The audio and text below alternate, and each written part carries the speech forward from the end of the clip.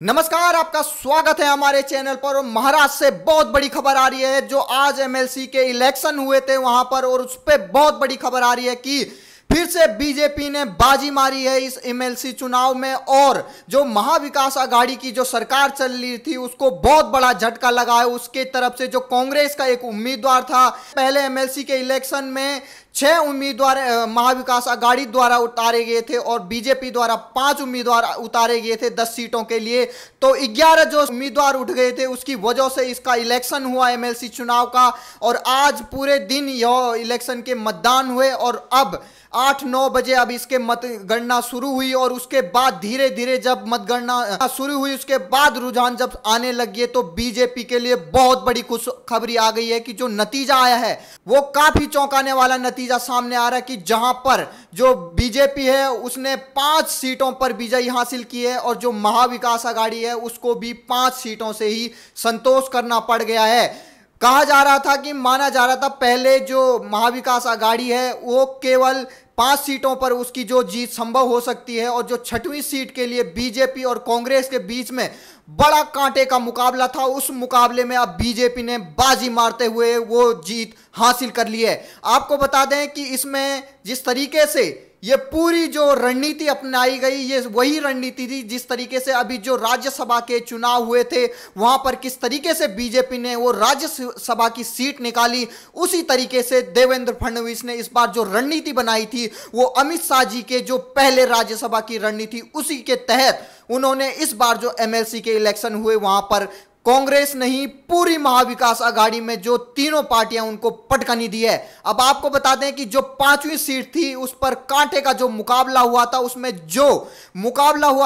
जो बीजेपी को first preference में जो वोट मिले थे वो 17 वोट थे और जो कांग्रेस को मिले थे फर्स्ट प्रेफरेंस में वो 20 वोट थे, लेकिन चाहिए थे 26 वोट। लेकिन जब फर्स्ट प्रेफरेंस में पूरा नतीजा सामने नहीं आ पाया तो सेकंड प्रेफरेंस देखी गई बीजेपी की तो उसको 26 वोट मिले और वहीं जो कांग्रेस का उम्मीदवार था उसको केवल 20 वोट फिर से प्राप्त हुए। तो जिसकी वजह से सेकंड जो प्रेफरेंस देखी गई उसमें बीजेपी का उम्मीदवार जीत गया, जिसकी वजह से 5वीं सीट बीजेपी ने जो कांग्रेस के हाथ से थी वो छीन ली। यह साफ दिखाता है कि जो महाराष्ट्र में महाविकास आघाड़ी की जो सरकार चल रही है वो केवल अपनी अपनी पार्टी के स्वार्थ के लिए देखती है। उसको कोई परवाह नहीं है कि दूसरी पार्टी जो महाविकास आघाड़ी में उसके लिए वो समर्थन करे या उसके लिए कोई कार्य करे। वहीं अब देखा गया है कि इसके बाद ये कहा जा रहा है कि जो उद्धव ठाकरे के 2.5 साल अब पूरा होने वाले हैं महाराष्ट्र के मुख्यमंत्री के तौर पर, यह उसका रिपोर्ट कार्ड है कि एक तरफ राज्यसभा का आप इतना बड़ा इलेक्शन हार जाते हैं और उसके बाद ही तुरंत एमएलसी का भी चुनाव हार जाते हैं महाविकास आघाड़ी की जो गठबंधन है, तो यह काफी बड़ा झटका माना जा रहा है उद्धव ठाकरे के लिए। और अब आने वाले समय में यह देखा जा रहा है कि उद्धव ठाकरे की जो कुर्सी है वो कभी भी हिल सकती है। जिस तरीके से लगातार शरद पवार ये कह रहे थे कि जो काफी समय बाद ये देखा गया कि शरद पवार काफी इधर उधर पाला बदल सकते हैं, लेकिन अब जब यह नतीजे 2 बार सामने आ गए हैं कि जो महाराष्ट्र के उद्धव ठाकरे हैं वो अपने रिपोर्ट पर अपने जो मुख्यमंत्री के कद्दावर चेहरा होता है उस पर खरे नहीं उतरे हैं, क्योंकि महाराष्ट्र में सरकार एमएलसी के जब इलेक्शन होता है तो माना जाता है जो सत्तारूढ़ पार्टी होती है उसी के लिए ज़्यादा वोट मिलते हैं। लेकिन इस बार ये देखा गया जो बीजेपी है उसका 5वां उम्मीदवार कैसे जीत गया। अब मैं आंकड़ों के साथ आपको बताता हूं कि किस पार्टी के पास कितने वोट थे और किस पार्टी के पास कितने उम्मीदवार जिताने लायक वोट थे। सबसे पहले एमएलसी का जो इलेक्शन था इसमें हर उम्मीदवार को जीतने के लिए 26 वोट चाहिए थे, जहां पर भाजपा के पास 106 विधायक थे, इसके बाद शिवसेना के पास 55 विधायक थे और कांग्रेस के पास 44 और जो एनसीपी है उसके पास 52 विधायक थे और जो निर्दलीय थे उनके पास 25 विधायक थे। अब जो कांटे का मुकाबला हुआ था वो कांग्रेस और बीजेपी की जो 5वीं सीट थी, जो बीजेपी की 5वीं सीट थी और कांग्रेस की दूसरी, उस पर कांटे का मुकाबला हुआ जिसमें प्रसाद लाड जो बीजेपी के उम्मीदवार थे वो उन्होंने जीत हासिल की सेकंड प्रेफरेंस में। जो कांग्रेस के उम्मीदवार थे भाई जगताप वो हार गए और जिस तरीके से बीजेपी की जो पांचवी सीट है वो सिक्योर हुई और कांग्रेस को सहित पूरे महाविकास आघाड़ी को झटका लगा, जिसके बाद से आप देख रहे हैं पूरे बीजेपी के कैडर में पूरी खुशियां जाहिर हैं। और उसके बाद किस तरीके से फडणवीस जो वहां के पूर्व मुख्यमंत्री हैं बीजेपी के, वो सामने आए और उन्होंने पार्टी के कार्यकर्ताओं के साथ मिठाई बांटी और अपना मुंह भी मीठा किया। तो ये लगातार उनके प्रयास का ही नतीजा है, जिस तरीके से उन्होंने लगातार अपने विधायकों को अपने पाले में ही रखा।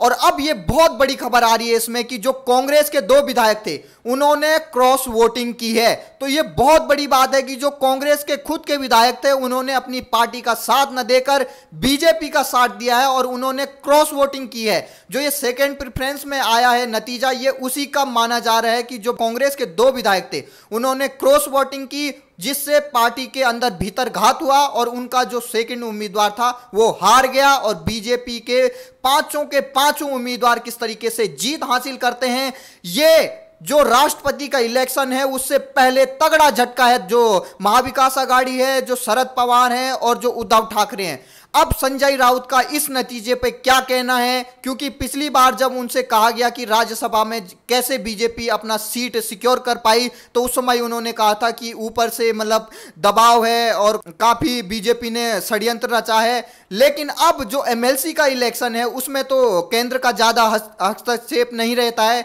तो अब यह देखना होगा कि इस पर उनकी क्या प्रतिक्रिया होती है। जो बीजेपी के 5 उम्मीदवार जीते हैं उसमें प्रवीण दावेकर जी, राम शिंदे, श्रीकांत भारतीय जी और उमा खापरे और प्रसाद लाडजी। और ये प्रसाद लाडजी वही हैं जो 5वीं सीट पर जिनका लग रहा था, क्योंकि बीजेपी के लिए 17 से 18 वोट चाहिए थे उस सीट को हासिल करने के लिए। लेकिन जिस तरीके से बीजेपी ने रणनीति बनाई और सेकंड प्रेफरेंस में जाकर बीजेपी ने ये जीत हासिल की, ये बताता है कि जो भी एमएलसी के इलेक्शन होते हैं और जो राज्यसभा के इलेक्शन होते हैं उसको जो बीजेपी पार्टी है वो कितना सीरियस लेती है। और जो महाविकास आघाड़ी है उसकी फूट ये सामने आई है कि उन्होंने अपनी अपनी पार्टी का देखा और जो कांग्रेस है उन्हीं के लोगों ने पार्टी में भीतर घात किया और अब बीजेपी को ये सीट वहां प्राप्त हुई। तो देखिए किस तरीके से 2.5 साल में ही वहां के जो मुख्यमंत्री हैं उनका जो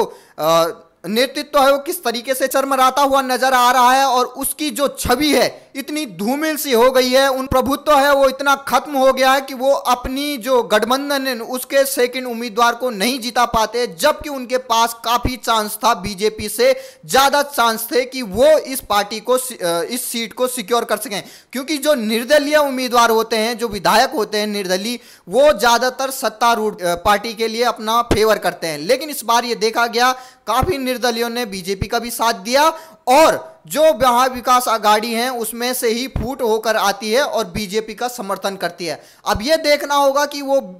कांग्रेस के कौन से 2 विधायक थे जिन्होंने क्रॉस वोटिंग की है और उन पर जो कांग्रेस है वो क्या एक्शन लेती है। तो यह दिखाता है कि जो महाराष्ट्र की बीजेपी है उसने कितना दमखम से, चाहे राज्यसभा की सीट हो और अब एमएलसी की सीट हो, किस तरीके से मेहनत से निकाली है। और वहीं दूसरी तरफ जो महाविकास आघाड़ी है उसमें फूट साफ तौर पे नजर आती है कि जो शरद पवार हैं, जो उद्धव ठाकरे हैं और जो वहां पर कांग्रेस का नेतृत्व है, कोई उसमें तालमेल नहीं है, कोई मीटिंग नहीं होती है, कोई कुछ नहीं होता है। साफ दिखता है कि दरार है, अपनी ही पार्टी के लिए सारे लगे रहते हैं। किस तरीके से आपका बीजेपी के सभी जो विजयी हुए हैं उम्मीदवार, उनका देखिए किस तरीके से उन्होंने जो फिक्स अमाउंट ऑफ वोट होते हैं 26, सभी को 26 वोट मिले हैं। और जिस तरीके से लास्ट उम्मीदवार जिसके लिए सेकंड प्रेफरेंस में जाके बीजेपी ने जीत हासिल की उसको भी 26 वोट मिलते हैं। इतना वो समर्पित हैं कि उतना ही वोट किस तरीके से आंकड़े बिठाने हैं, ये बीजेपी ने पहले से संघ में ये रणनीति रहती है कि जितने वोट चाहिए उतने ही वोट उसको दिए जाएं, कोई एक्स्ट्रा ना दिया जाए, ताकि जो सेकंड लास्ट वाला जो उम्मीदवार है उसकी भी जीत की संभावना रहे। तो ये देखिए किस तरीके से जो एमएलसी के परिणाम आए हैं वो साफ तौर पर उजागर करते हैं कि आने वाले समय में महाराष्ट्र की राजनीति में काफी गर्म होने वाली है और जो महाविकास आघाड़ी है इसमें फूट साफ तौर पे नजर आ सकती है कुछ आने वाले दिनों में। और जो आने वाला इलेक्शन है और बीएमसी का और विधानसभा का, उसमें बीजेपी काफी अच्छी तरीके से बढ़ोतरी हासिल कर सकती है और अपनी भी सरकार बना सकती है।